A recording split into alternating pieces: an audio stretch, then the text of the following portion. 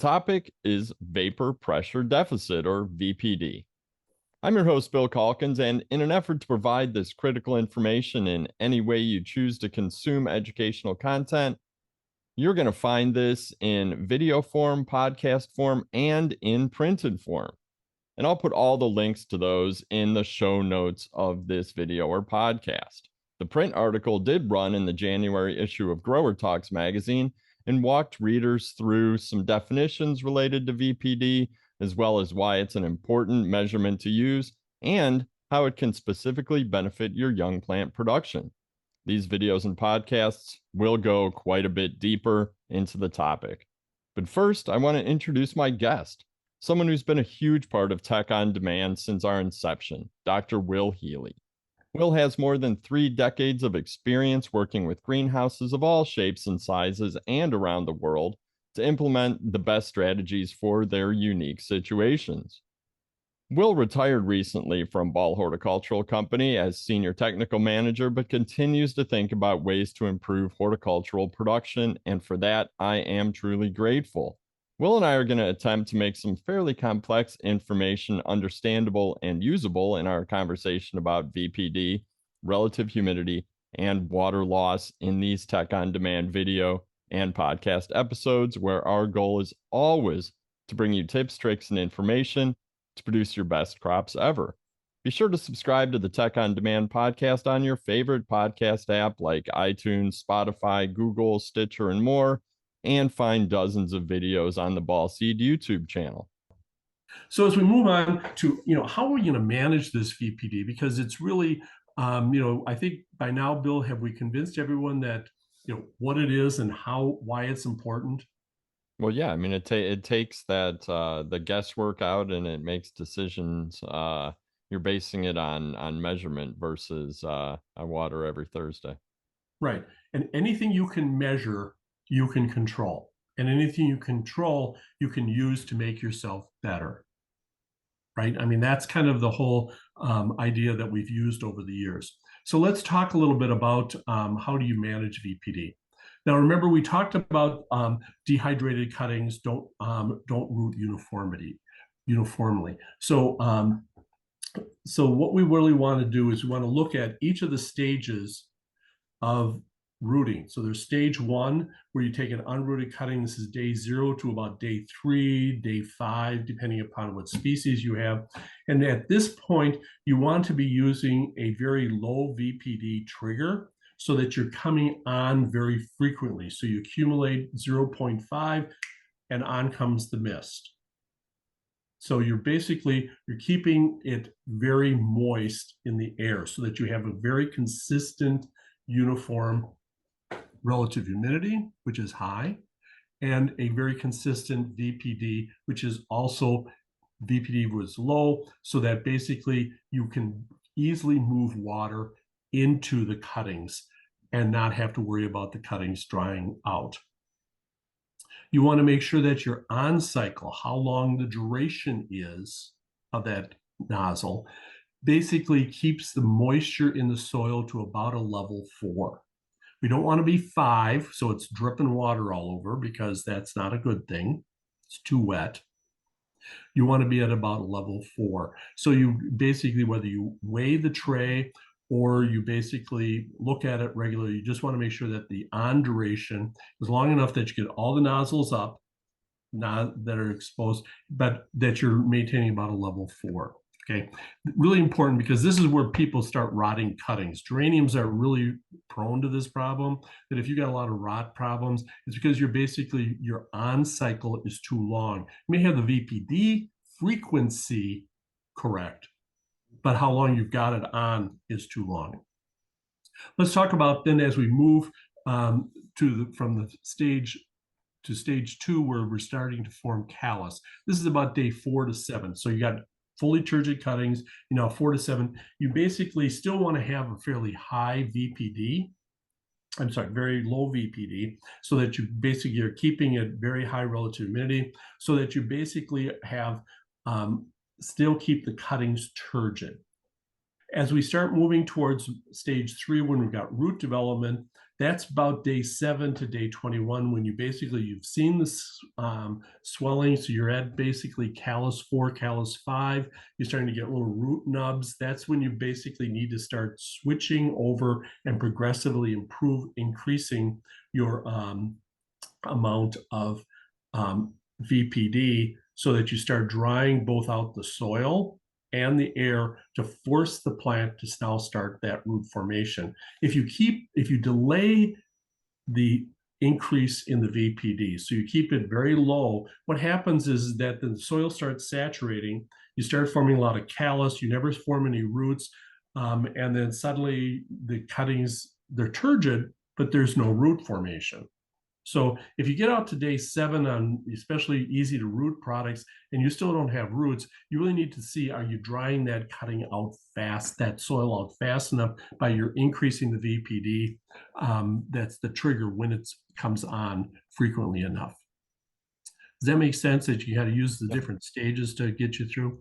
Now, if you're really think about it from a manual control, so some people don't have VPD controllers and they haven't and they want to say, okay, well, how can I do this if I'm just using the electromechanical phytometric systems?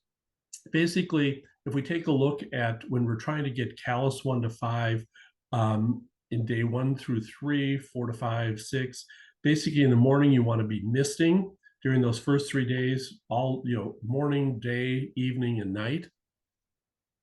And adjusting your timing and frequencies so that you basically keep that mist on it so that it can keep it cooler and you keep it moist so that you're sure that they're not going to wilt on you.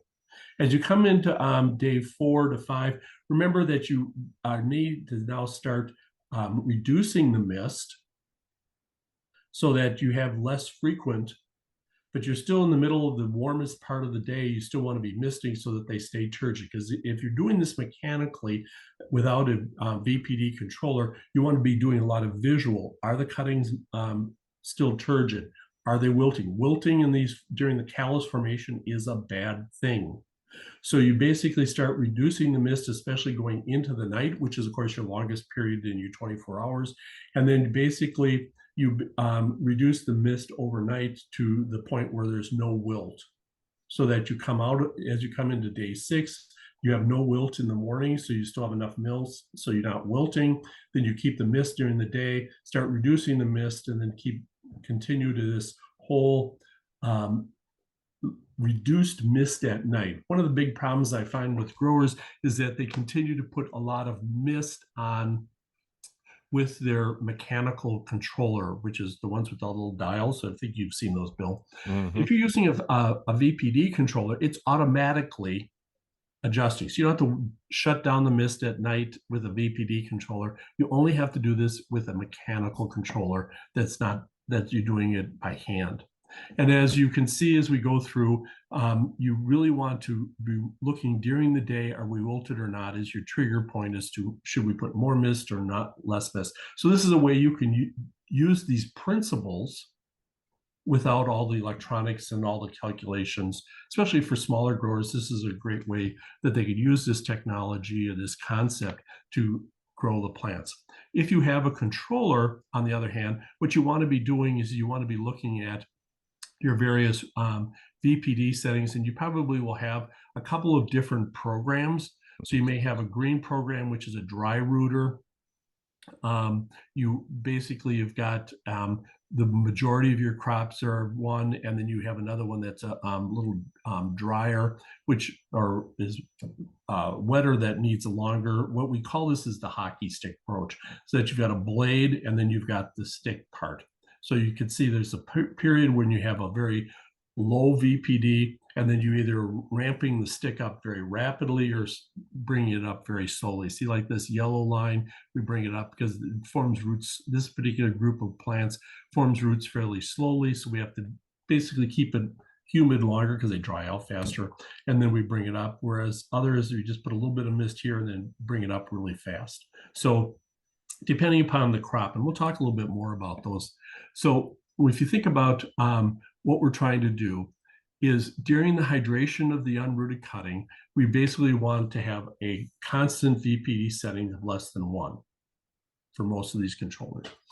As you're going into callus formation, you want to get progressively higher VPD trigger points, which is the point where you basically turn the mist back on. That's the trigger point. So you have progressively higher numbers from basically 1 to 4. And then as you go to root development, you start going up to 4 to 30 before you start putting on more water. So you can basically think of these simplistically. You want to make sure you got hydrated cuttings, step 1. Then you want to get the callus formed rapidly. You want to get to C5, R1, and then you want that root development. And as you get more and more root development, you can basically start drying the plants and the soil out through evapotranspiration progressively more. So you really have to think about what is the strategy. The strategy is to slowly increase the VPD to increase the evapotranspiration from the soil and plant to promote better and stronger root growth throughout the entire crop. Does that make sense?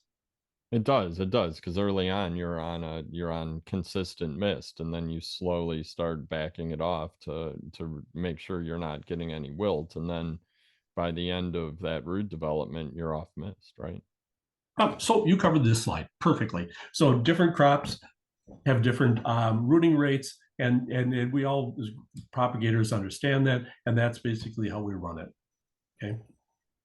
Because the whole goal, if you think about it, is you're renting rooting space. This is the most expensive space in your entire greenhouse operation. So you're really only renting it. You don't want, long-term relatives who basically sit there for months and months and weeks and weeks. You basically say, okay, we're going to give these petunias, we're going to give these impatiens, we're going to give these verbena. They get 21 days and they're out of here. They get 18 days and they're out of here because we got another group coming back in here. We got 28 days on geraniums. We got 35 days. We've got this much time that they're going to be in our highly expensive prop area. And we've got to make sure that they are moving along through callusing, through rooting R1 through R5, and they're moved on, because once they get out to about R4, they're out of here into regular production, which is much cheaper growing area than is our propagation area. So you've got to be thinking about this is how we're going to make money is we're going to keep them moving and get them moving fast, and how you do it is managing the moisture, knowing that the temperatures are within the recommended. So if we think about, there's usually, from a VPD control standpoint, you usually think there's about 3 to 7 different groups that you can have. You can have fast rooting groups. They're 5 to 7 days in stages 1 and 2, as we previously talked about stages 1 and 2. There's those moderate rooters that are a little bit slower. They have 8 to 10 days in callus and early root development, getting through R2. And this is really the majority of the crops that you do. The biggest mistake growers have is they combine fast rooting and moderate rooting together. And what they do is they just slow down and the fast rooters and cause poor root development and also subsequent disease problems. The slow rooters you really have to be aware of because they take 10 to 14 days during stage 1 to 2. And of course, what we do is you need to base it based on your facility and how that particular. So each one, if we take a look, there's a number of different fast rooting, moderate, and slow rooting groups of the spring annuals versus the perennials up on the top. So there's a number of different rooting groups that you can then put in. And normally what growers will do is they will have a particular bench that is set up to be the fast rooters, another bench for the moderates, and well, there's a lot of benches for the moderate because the moderates are probably the biggest group of all, and the slows are another small group. So you do need to kind of set yourself up so that you've got it all set up correctly. Otherwise, when you commingle them, you just start running into problems. Okay, so we talked about when to turn the VPD on. What is the different settings? What is the set points that basically trigger the VPD on? But another part that growers have to be is what is the duration? How long should we be running it? And because you want to keep the foliage turgid, but at the soil you don't want to have it always at a level 5, because at a level 5, we know you don't get roots. You need to be moving between a 2 and a 4 to once you start getting into the root stage. Because as we all know, fish grow in water and roots grow in air. Okay, and this is where this whole evapotranspiration that we talked about earlier comes into play, that when we're ready to start forming roots, we need to make sure we got the soil wet.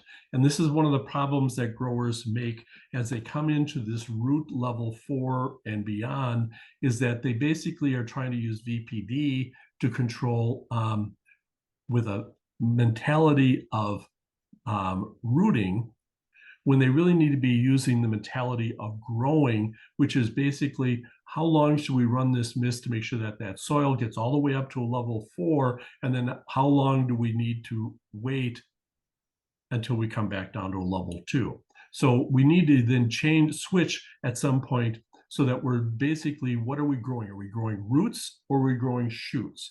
Are we keeping the top turgid, or are we getting roots development? And this is really, when you think about it, Bill, is one of our main goals early in development of the plants, once we get them out there, is to grow roots. We want no tops, we want roots, okay? So what is the right mist duration? Because really what you're trying to do is figure out how long should we turn that nozzle on once it's been triggered by the VPD setting to give us the right amount, because the frequency times the duration tells you how much water is going into the soil, and all that water in the soil has to come back out through basically evaporation. So if we look at a number of different scenarios, in which we did a study, one of the interns did, where they had it set at a low VPD setting versus a high VPD setting. So at a low VPD setting means that it's coming on very frequently, and a higher VPD setting means it's coming on less frequently. So you've got this high frequency versus this low frequency situation, okay? And then they went and they ran the nozzles for different durations, okay? So they did it for 2, 6, 10, 14, or 2, 6, 10, because at 14 it was a swamp. Basically, if you take a look at those versus here, notice the amount of water that is in the tray after 72 hours. And this includes, there was evaporation going on during this time. So if you take a look at this, you see that 2-second intervals with a high VPD, you end up with 0.3, which is your least amount of water applied, which makes sense, because it's not coming on very often, and the duration that it's on is not very long. So the frequency and duration is short, so they're just not putting much water out there, so the trays are gonna be dry, okay? Trick question here, Bill. Are you gonna get good callousing under those conditions? Probably not, Nope. because there's not enough water. Right, not enough water in the soil. Conversely, you end up with, once it gets on, it's coming on really frequently, and it's staying on for a really long time. So you've got a lot of water in there. So do you think you're going to have much root rot and poor rooting under those conditions? Yeah, there's tons of water. Yeah. So that basically, those trays were at a level 5 pretty consistently through the entire process. After 72 hours, those first 3 days when you're forming callus, remember day 1 through 3 is when you're trying to put most of callus in, you're swamping those plants, and you're just growing rot. So this is where how long they should be and the VPD setting have to be in concert to basically be looking at what is your soil. The other thing we look at is also the nozzles that we use, because there's a number of different nozzles. Now, we like the Fogget nozzle, the very high, these 4 nozzle things. This gives you a very fine mist. It's basically gives you the lowest fog amount of water out there when they do come on. So you can run it a little bit longer to get uniform spread. but you're still not putting that much water. It's a fine enough droplet that you end up with a fine droplet out there. Okay. Whereas if you use a coarser nozzle, this is putting a lot of water out there every time you use it. Okay. And this is another way of looking at it, where you look at the different nozzles, and for different durations, the number of times per hour they were on for 1 minute. And as you can see, this VibroNet at 3.2 gallons per minute, if you put it on 12 times, you can basically put on about 160 gallons per day in this mist area. So, I mean, that's a lot of water. Mm-hmm. So, whereas over here, you're not putting much water on at all, just once, and virtually none. So you really have to be looking at what nozzles you're using, the duration, and the frequency. And of course, it's not that complicated. You go out there and the cutting, you've got your settings, your VPD setting, you've got your duration setting and the cuttings, and you got your nozzles, and the cuttings are wilted. Yeah. You're not putting on enough water. Right. The cuttings are turgid, but the soil's dry. Then either you need to get a higher volume nozzle, probably not, or your longer duration to get more soil water. So, I mean, you can then start using what you're seeing, what the plants are telling you, to adjust the three factors that give you the optimum conditions, which are the VPD setting, frequency of on, the duration of on, and the nozzle that you're using. And it's always better to use a low volume nozzle for longer than trying to use a high volume nozzle less during propagation. Now, when you start trying to grow roots, that's a whole different game, because there you just want volume to wet them, and then you can shorten the duration. So having the right nozzles, again, are a small, basically, investment for what the benefits are that you can use. So we strongly recommend that growers have a number of different types of nozzles, low volume, high volume, to use for very specific uses, versus trying to have one nozzle that does nothing well. Okay. So let's talk about controllers. There are a host of controllers. You can spend a little bit of money and you can spend a lot of money. So there's usually some, basically you go on the internet and you can put in environmental VPD controllers, and you can get all of the ones across the top. That's what I did. All of them have features and benefits. It's really who you can get and what they can do for you. Do they do one, they can either be one valve control, they can have multiple valve controls, they can have different adjustments for duration, because we know we want, maybe you've got 3 different zones, you want to have 3 valves. In fact, you may want to have 6 valves. So the more valves you have, the more controllers you need, so that you need to look at this. You can, most of the full environmental controllers, whether it's Argus, Priva, Hortimax, there's a number of different larger systems. They're considerably more expensive, but then of course they're also doing a lot more. They're controlling all of your temperatures, they're controlling all of your boilers, your water control, I mean, everything. So, depending upon the size of your operation will justify which one you have, but there are a number of different controllers and the different levels of sophistication. As a rule of thumb, the more money you spend, the more flexibility and the more control you will have. And control, you really, because it's an investment in uniformity of performance. You can't just think I'm spending $25,000, $30,000 or $500 as the decision. What is the performance I'm going to get at the end of the day? Because remember, that single cutting in your operation could be worth anywhere between $2 and $5 going out the back door at the time of sale. So every one that you don't get out on time is a loss of revenue that you could fix by just spending the money up front. So money spent up front should realize more return on the back side. So you have to look at it from that perspective and make those kinds of investments. And you need to work with a greenhouse supplier.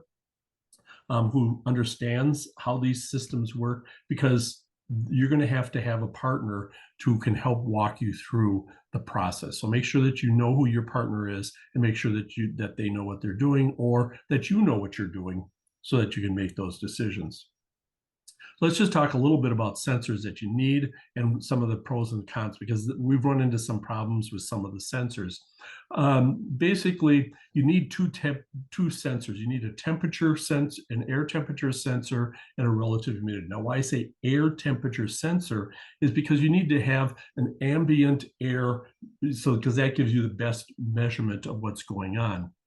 And of course, in the olden days, when we had, old Honeywell thermostats, they would just mount a couple of thermostats inside a box and put a fan, and that was called an aspirated thermostat, meaning that there's air moving through. They weren't just sitting there in the middle. Aspirated is important because aspirated basically is sensing the entire environment of what's going on. So if you don't have a fan on it, then you're not really getting the good movement. Now, you can make them very sophisticated. You can spend a lot of money. You can basically get a 3-inch piece of PVC, and you put a fan in it from a computer fan, and set your sensor in there, and you've got an aspirated thermostat.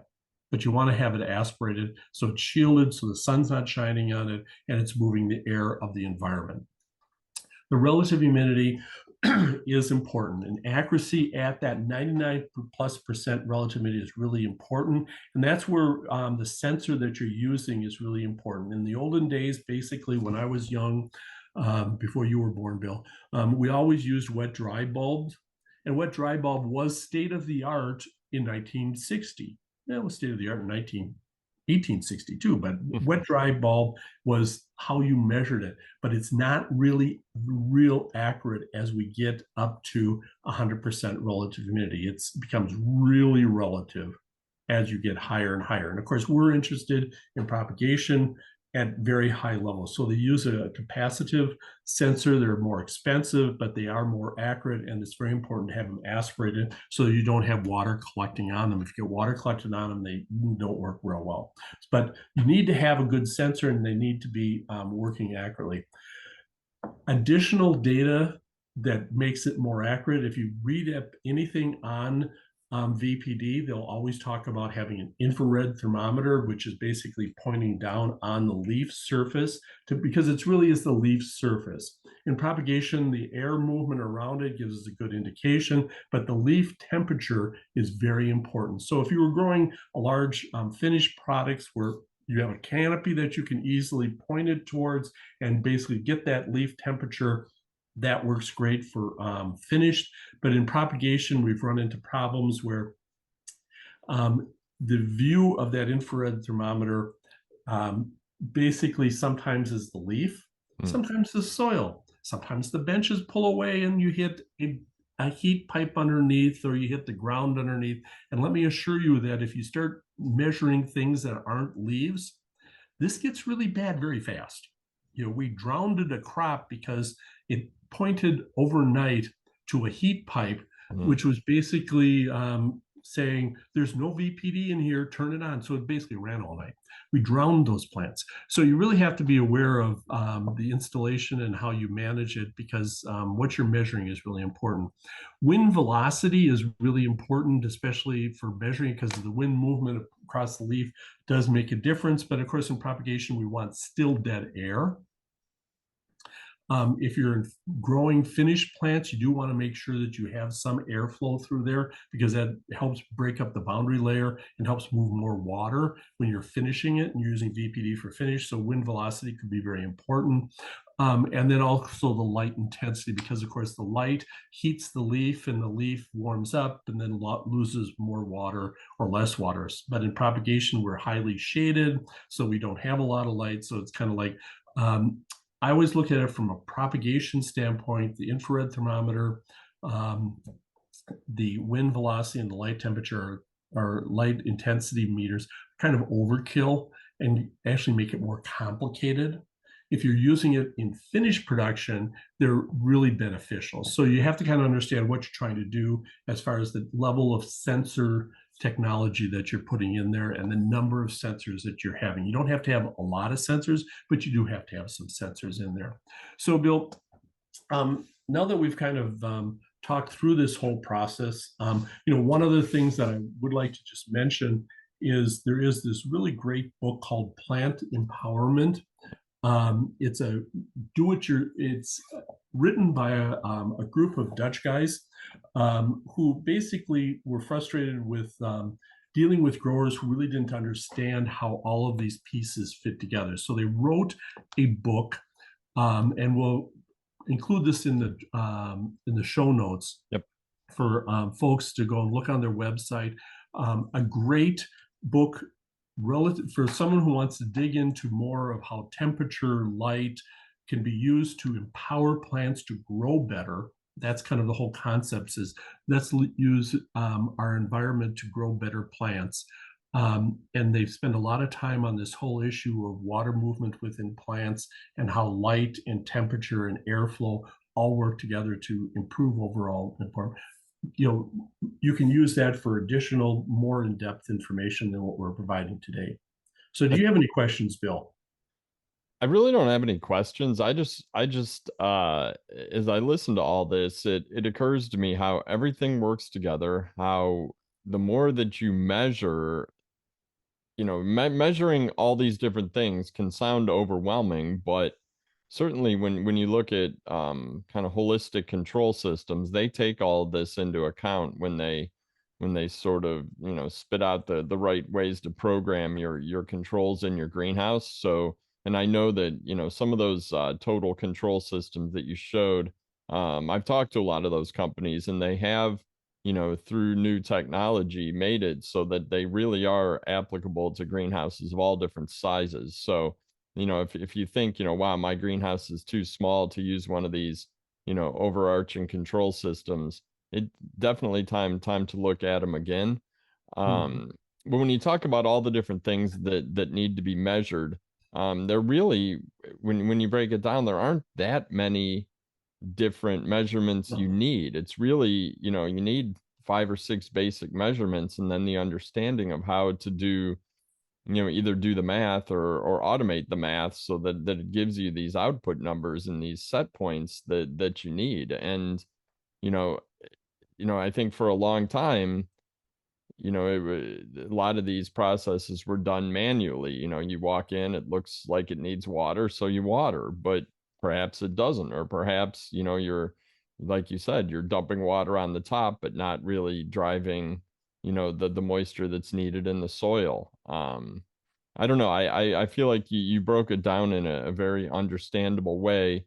I think that if the listeners and viewers couple it with the article that we worked on and some of the other resources I'll add into the show notes, the water by weight, and some of the rehydration things that we've talked about in the past, it does tell a pretty I don't want to say a simple story, but a story that's understandable and can be implemented fairly easily into an operation if you want to take the time to make these changes in your production strategies. Well, and after dealing with growers all over the world and talking to them, I think you really you hit it on the head. One, the technology is getting cheaper and getting more useful information.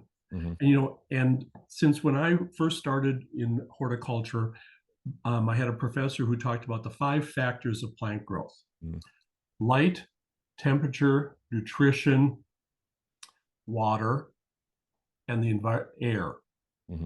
Air pollution. Okay. Light. It is what it is. Either you're going to pay money to put lights in and turn them on to maintain a minimum DLI, or you're not. Okay. The temperature has got to be the right temperature. Okay. You got to feed your plants. You shouldn't have gases in there because you've got incomplete combustion, which is causing air pollution problems. So at the end of the day, you as a grower can only control really one thing. If you really think about it, there's only one thing that you control, and that's water. Water. It's water. Everything else kind of they, if you think about it, it's this bowling alley that's got these bumper pads there. You can't move outside of these temperatures. You can't move outside of this nutrition levels. You can't move outside of this light intensity. But the one thing you can do as a grower is water. And the thing I've learned, after many years of frustration and growers finally explaining it to me, because growers always explain everything that makes sense, is that VPD is a tool. It's an important tool that you can use to dictate and indicate what you should do. So if you have really high VPD accumulation, the plants are drying out. Mm-hmm. If you have really low VPD accumulation over time, the plants are not. And the action is very straightforward from that. If they're drying out very fast, what should you do, Bill? Well, you need to apply the right amount of water at the right time, duration, and amount. Right. And if you're not drying up, if there's a very low VPD, withhold water. Exactly. So it's a very powerful tool that helps you understand what should I do to improve my overall plant quality. There's all kinds of science that explains it. But as my professor said back in, let's just say many years ago, it's all about water, guys. That's what we're going to talk about this for 6 weeks. Mm-hmm. And I thought he was crazy. But sometimes people aren't crazy. They're just more knowledgeable than others. And so hopefully, we've spent some time here today, Bill, kind of talking about something that I have finally learned after 40 years of beating my head against the wall, trying to solve problems that, not that the world is simplistic, but if you've got the right moisture, if you've got the right light intensity, you've got the right, you don't have any air pollution, and you're feeding your plants, it kind of boils down to you got your water wrong. Yeah. Why do you have disease? It's too humid. Why do you have fungus and short flies? Floors are too wet. Why do you have too many aphids? Well, the plants are really soft. Why are the plants soft? Soft plants are wet plants. Yeah. So, it kind of boils back to how am I manage my water? And that's pretty much what I found. So. And you referenced some of the things that we've talked about in the past related to moisture management and watering. And a lot of those are available through our Tech on Demand resources. And you can find dozens, if not hundreds, of resources from Tech on Demand online.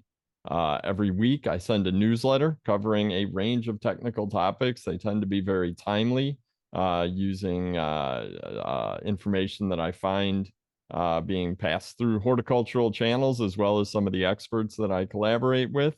We've created a ton of video for greenhouse professionals of all skill levels. If you're looking for ways to train new team members or refresh on topics that are critical to production, pretty confident we have a video on it. And then the Tech on Demand podcast is a great way to take some of this educational information on the go. And last but not least, I would encourage everyone who's viewing and listening to this presentation to join the Greenhouse Tech Team Facebook group. You can find that on Facebook just by searching Greenhouse Tech Team, answer a couple questions, and I will let you right in to the peer-to-peer community with more than 4,000 of your peers to discuss all sorts of topics, ask questions, and find resources. So, Will, thank you so much for your time. And anytime you think of another topic to share with the listeners and viewers and me, the door is always open for you, which and I truly appreciate your knowledge and your willingness to share this information.